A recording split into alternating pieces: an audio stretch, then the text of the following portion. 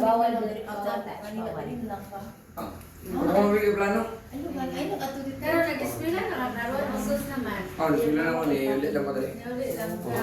So, napagkaroon sa atin ni The headset, o kining backpack, o kining bag. So, mami ang iyang isuot para sa uling tanan nga kuan ni Ma'am Ravili. Pila, no? So, mami ang iyang medal nga nag-MVP siya sa Ilocos Norte. MVP. Tapos mami ang iyang gold medal pagduha nag-Asian sa Asian Brunei. Kalaban nila ang Malaysia.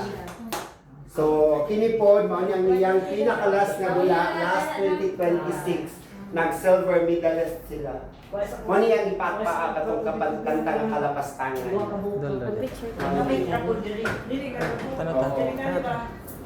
So, tanan original kaning iyang mga medals gikan sa purok nga liga, mas barangay, city, municipality, naka-preserve. O kati yung mga ID for VIP access.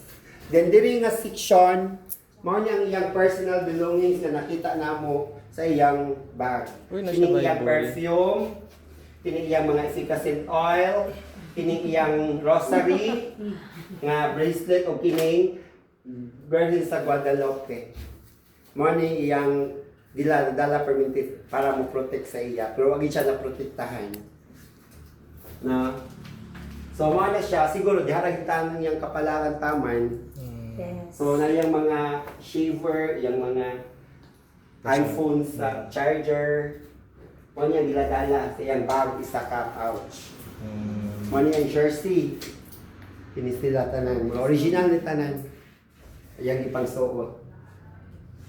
Iyang contact lens, iyang suot na